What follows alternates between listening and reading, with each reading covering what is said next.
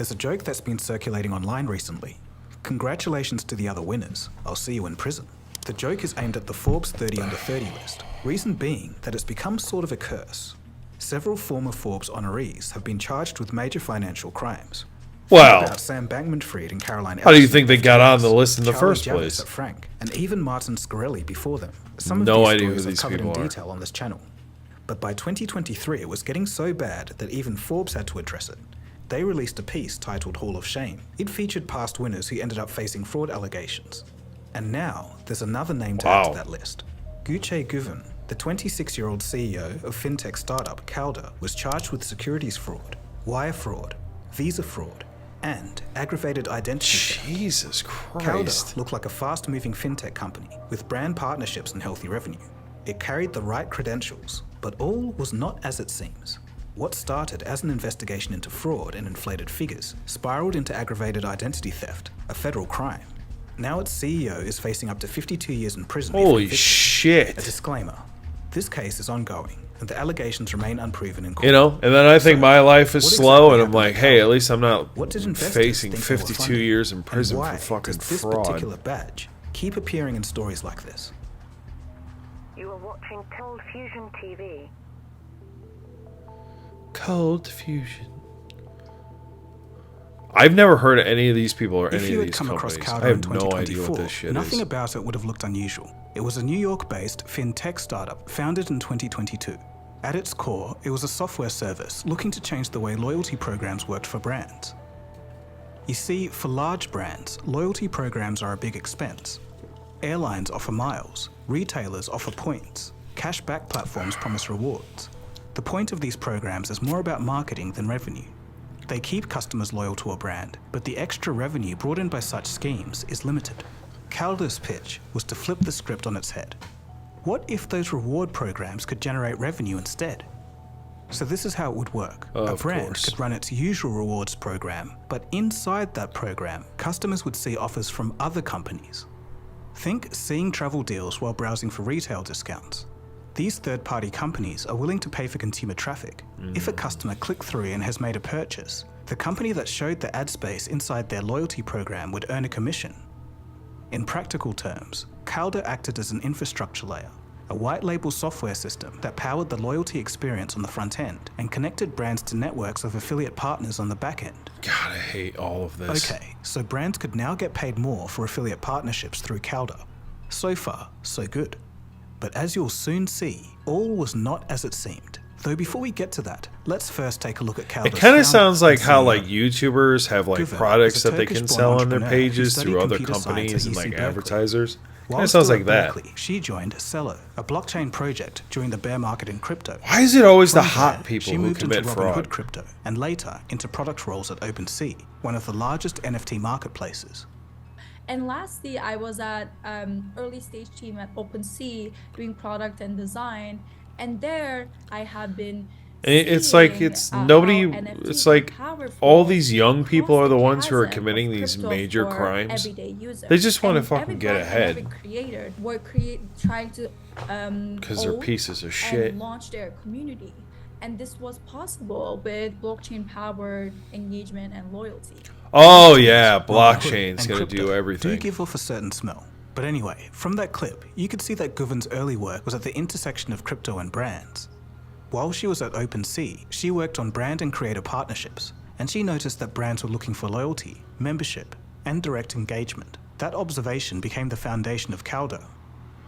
Calda, in her own words, was meant to be a, quote, Shopify-like, white to launch blockchain-powered loyalty programs. I had to What let the Calda shit out provides just like is she a is. Shopify-like white-labeled solution for any brand and creator to launch their loyalty or membership on blockchain.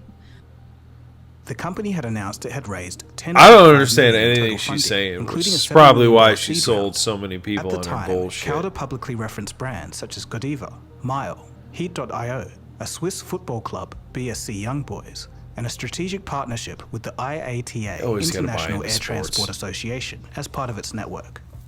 Then came It's a lot of Forbes random 30 shit under to be a 30 part of your badge. network. On paper, it looked like she was well on her way to the top. A technically credible founder, recognizable brand partnerships, venture backing, and industry recognition. But, according to federal investigators, this is where things start to go very wrong. Of course. Now, even if you're not trying to launch your own legitimate startup, money is, of course, something we all have to deal with every day. And for a lot of people, it's managing debt. Many don't take debt seriously until the moment you sit down and actually do the math. Suddenly, the joke's over. Your balances aren't Please tell shrinking me this and the isn't fees an keep ad. adding up.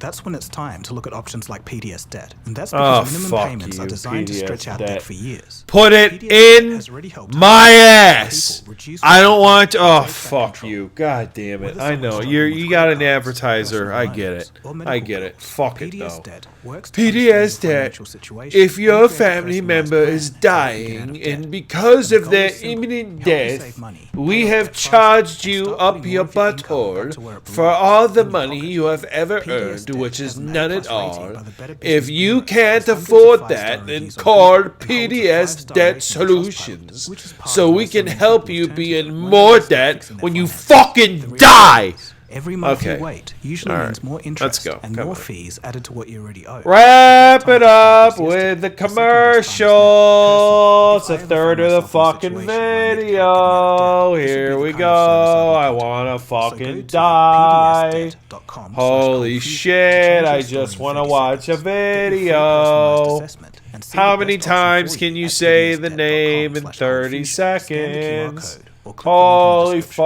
That's fuck in my pdsdebt.com/coldfusion. ass. Put it in Now, my let's get back to the ass. story. Holy, here we go. Thank So God. Calder had raised $7 million in a seed round in April of 2024. Jesus And that round Christ. was built on a story of numbers. Calder said that the average brand on its platform had around 50,000. You know what I think this lady should have done? She should have called PDS Debt Solution, and then she would have had all of her problems figured out. Also, why are you trying to advertise for debt solutions on a video where we're talking about mass fraud? Stating, quote, Calder's Okay. fresh approach to rewards is delivering exceptional value to both brands and their customers. Oh, The this team's guy ability looks to like deliver the such half an strong asshole results he is truly wiped and impressive. kissed at the End quote. same time. During the seed Jesus, round, I hate investors these flipped through a fucking glowing people. pitch deck. It's always According some to guy who reporting looks based like on the that. federal Who's, indictment, don't one worry slide about it, it's was gonna the be great for the 26 company. brands as, quote, It's good for the "using economy." Calder, alongside another 53 in, quote, live freemium status. That meant dozens of companies were presented as actively on the platform or experimenting with it in real-world deployments. For fundraising purposes, this was perfect. It validated the business Oh, and suggested okay. that the product So was it's ready almost in like motion. fake But daily federal active prosecutors users, but alleged for that the her, it's reality was fake very companies different. According to that the are Department of using Justice, the service. Calder CEO Guven literally kept two separate sets of financial books. One of those sets featured, that's not quote, good. false and inflated numbers, end quote, and was presented to investors or potential investors to hide the, quote, true financial you condition grease of the the company, numbers, end quote. yeah. In the end, many of the paying customers in the deck, in fact, Yep. were not paying customers, at least in the Sad. conventional sense. Several were described as discounted pilot programs that never developed into commercial contracts. In other cases, certain companies listed had no agreement with Calder at all. Then there was the revenue. The indictment states that the pitch materials reported by Calder had reached approximately 1.2 million in annual reoccurring revenue by March 2024. Investigators allege that the real figure was nowhere near close. They claim that Calder's actual monthly revenue in April 2024 was under $10,000. Of course it was. Those alleged misinterpretations All those are the companies aren't basis going of to the join this securities and wire program fraud until they charges have tied to the $7 million definitive seed round. data on But it, the investigation which is didn't why they stop never there. had any contracts. It was nothing more than just like a beta program. Gucci Guven, who was a Turkish national, allegedly applied for an O1A visa. This Oh is a US boy, visa category you reserved fucked for it. individuals who can demonstrate extraordinary abilities in their field. It is a status designed for people who can show documented impact, recognition, and evidence that their work stands out. Prosecutors Oh, alleged yeah. that information about So Calder's this is financial fraud, too. performance and customer relationships was submitted as evidence in support of the O1A visa Oh application. yeah. The same disputed metrics shown to Which investors means you were also lied on used a to federal persuade form. immigration authorities that Calder was a high-impact, fast-growing company. In other words, the disputed revenue claims tied to Calder were allegedly used to justify her qualification for an O1A visa. Authorities say those representations were materially false. That's the basis for the visa fraud charge. So Yeah. now she's facing visa fraud charges on top of securities and wire fraud. But that's not all. She's also being charged with aggravated identity theft. But why identity theft? Prosecutors say that her visa application was submitted with letters of support and signed by high executives in business. Authorities allege that those signatures were added digitally by Guven herself without the executive's consent. So now she's in serious trouble, and that's what led to the aggravated Forging identity theft documents, charge. yeah. This is no longer just about how a startup misrepresented its numbers. Now it's spiraled into a federal crime case. According to experts, if convicted on all counts, Guven could face up to 52 years in prison. That figure reflects the maximum, and the sentence would ultimately be decided by a judge. Well, she's not going to get the FBI Assistant maximum, Director so in you know charge, that. James But that's C. crazy. Barnacle She can Jr., go to prison quote, for 50 Guven years. allegedly curated a facade of her business ingenuity to unlawfully reap financial and personal benefits. The FBI will continue to expose any manipulative tactics employed to advance Well, the legal FBI investment won't, opportunities because at the cost of FBI their is too related drunk to do stakeholders, anything, end so quote. somebody else will have to figure it out. The link between the Merit or Forbes mar- 30 it's and all- 30 of course fraud it's cases marketing. is hard to ignore at It's this all point. marketing. In fact, just as I was finishing up this video, fraud accusations are being brought against another 30 under 30 affiliated company. More to come on that. It can be said that the Forbes 30 curse stems from intense pressure to achieve maximum success before age 30. The list is also the kind of achievement that carries fame and clout, a toxic combination for young people. That can lead to the fake it till you make it ethos, where shortcuts can become fraud. In addition, Fuck that, many of dude. the I'd members rather on the live list my come life as a from or are loser, funded man. by I'd industries rather like be a finance and fucking tech, nobody which are loser highly and do susceptible this to shit. scandals such as money laundering, bribery, and Ponzi schemes. But to be fair, the sheer number of people honoured on the Forbes list, hundreds annually, means that statistically, some will inevitably face legal issues. Over the years, critics have questioned how it really works and how an individual gets on the list in the first place. You'll even see claims online that placements are They pay influenced by for who it. you know, or you can just pay to get on the list. People pay to put themselves Yep. on the Forbes under 30 list. You also pay. Forbes says that the selections are Yep. editorial and independently judged. There's no pay-to-play or outside influence. So all we really is down to online speculation Bullshit. at this point. But to some, it still seems fishy. Whatever you think of the online debates, the badge itself From does not frank create to fraud. fraud. It isn't the root Frank cause. fraud. Some people earn those badges and build real companies. Some on the Forbes list have gone Who's that on to do little incredible fucking hottie things. in the middle? The She fraudsters, was however, really good. seek the Forbes list out as a Oh, she's veneer a of criminal, legitimacy, so. and they use those titles to hype themselves up as the real deal. That guy in the Running middle, he scams just behind looks the like he scenes. was born to Ironically, have a the way fucking things are mugshot. going, the list may turn into a warning rather than a badge of honor. As for Godche Guven, the courts will determine the legal outcome. We'll just have to wait and see how the story Oh, shapes yeah, up. she's If you're an fucked. investor, it's a warning to be more careful. In announcing the charges, the US Attorney's Office warned investors to, quote, beware of fraud masquerading as entrepreneurship, end quote. That warning is aimed at more than just one founder. Early stage startups are valued on projected growth, revenue charts, customer logos, Yeah, marketing, there is and no awards value in can early shape startups. perception long before the financial audits take place. In fast cycles, belief can often move ahead of verification. I'll be here to report on the next Forbes company, Delve, who's found themselves in hot water. That's if you guys are keen. Anyway, that's about it from me. Well, I'm Mr. Gogo, and you That was very, very interesting. So basically, like every other person who's made it huge at that age, there's an overwhelming chance that they are just a ginormous piece of shit and a criminal who shouldn't be there. By the way, this is very interesting. It reminds me of something.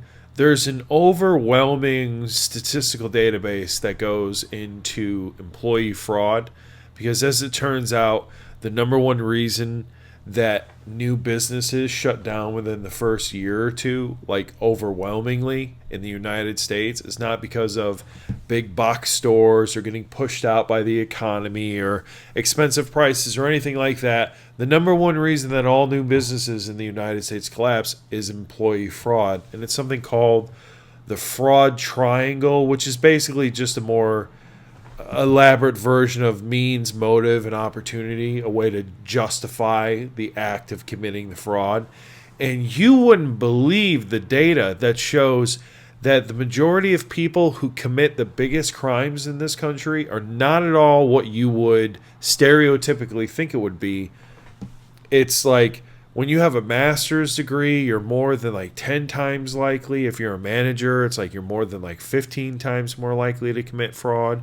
When you have kids, it's like over 30. It's like the actual things that you think would make a person less likely to be a criminal actually overwhelmingly support the fact that they will be a criminal if they find the means and the opportunity to rationalize their behavior, which is exactly what you're seeing 30 under 30. So I wish it talked a little bit more about that, because the fraud triangle, employee fraud, sounds like exactly what is wrong with all these fucking psychos who make it on this Forbes list. I mean, you're totally fucked if you're on one of these lists anyway. I don't even know why you would want that life. But, you know, it doesn't matter anyway. They're not going to have that life anymore because they're all going to fucking jail. So, you know, have fun, I guess. I'll live my life as a loser.